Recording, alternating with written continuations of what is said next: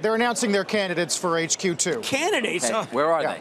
As we were saying before the show began, whether or not the first stage of their announcement, would it be one city? Would it be a collection of finalists, so to speak? Fun.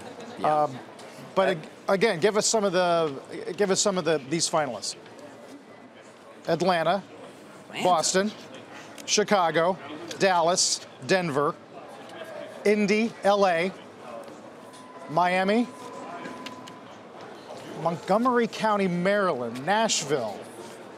Wow, those are that's a list of teams that the Newark. Vikings and Eagles. New York City. All right, so there's Okay, so they basically narrowed down. They've narrowed.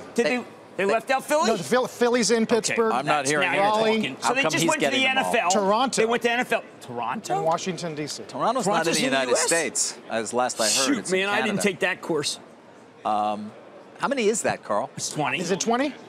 I think it might be. Now, who did they leave out that's an NFL? Okay. I didn't hear Houston. No? I did not hear Houston, which people, because of Bezos' birthplace, I think, thought might have a chance. Well, listen, a lot of cities are certainly happy now after 238 communities submitted proposals here. A lot of these cities that Carl just went through are certainly very happy that they're in the next phase of this process, for which they've said there will be a $5 billion investment over time and creation of 50,000 jobs, again, over time by Amazon.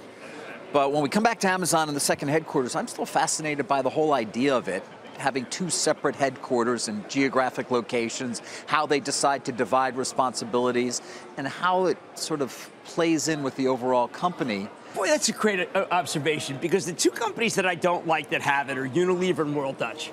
And they both profess that it's not working.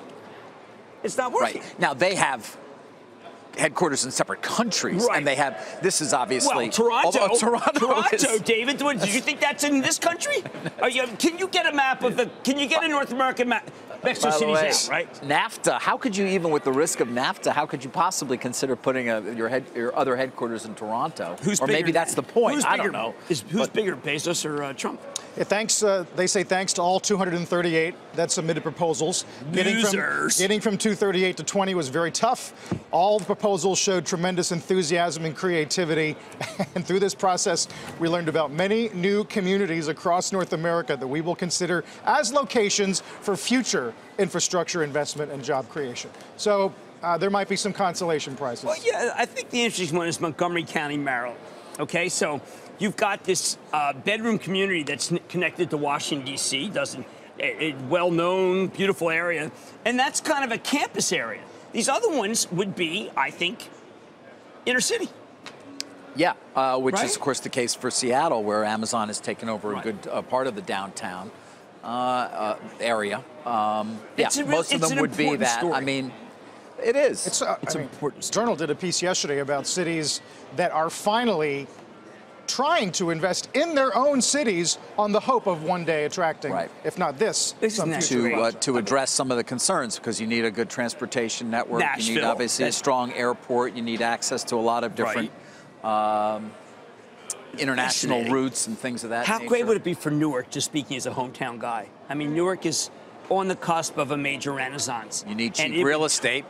Newark could give you that. Right over from being the cusp to being a city where you can imagine a police force, teachers. God, they could do so good.